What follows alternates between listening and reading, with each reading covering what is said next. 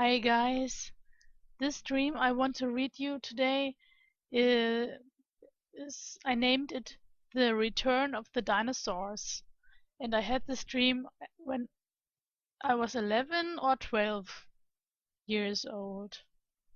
And it's really a crazy dream, actually, very strange, and I just want to read it to you.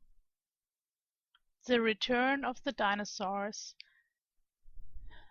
It was in a big building. The building had several levels, and also a real big cellar. The cellar was a big room, just a big room, nothing else. There was nothing in the cellar. The cellar had two doors that were 2 meters apart from one another. In front of those two doors were stairs leading up. When I came inside the building I noticed turmoil where the two doors were. Children and grown-ups were there and murmuring. I was walking through the people and looked inside the cellar.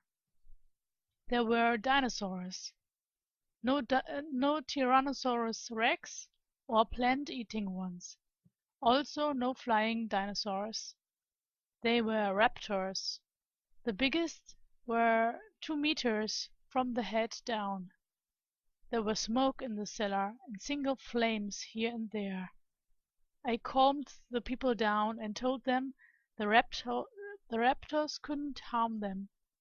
There was no fence. I could see in the raptors' face that they were just waiting to eat the people. But something held them back. When I was in front of the two doors again, outside the cellar, there was suddenly a wall out of fire in the two open doors. The people shrank back. Those who were still in the cellar tried to come outside through the flames. I wanted to leave, but my mother turned to me and said, "In the end, they will rule the whole earth." And in brackets I wrote, "Whatever that means." After that I ran up the stairs. On the first level of the building was smoke. Then I saw one. It was my math teacher. I shouted to him, "In the cellar are dinosaurs. What shall we do?" But he was just laughing and answered, "There are no dinosaurs. They're extinct millions of years ago." The people around us already panicked. Then I shouted angrily, "Then go downstairs and watch for yourself." Then I don't know what happened. Suddenly we were standing outside. That means three that I know very well and me. It was dark and it was raining strongly. We we walked for a very long time.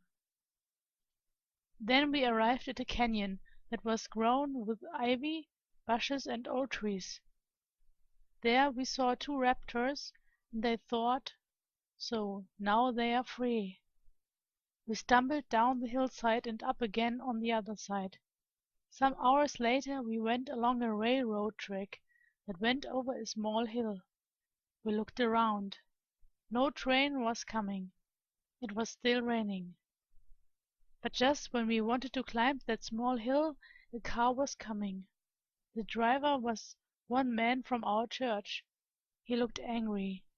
He was shouting at us that we should go away from the railroad track and what we are doing here actually. But he didn't drive us home. He just drove away. It seemed that we didn't had a home at all. It was still raining, much more now. We kept going. Then we arrived at a house. It was someone else's home, but we were allowed to stay there overnight.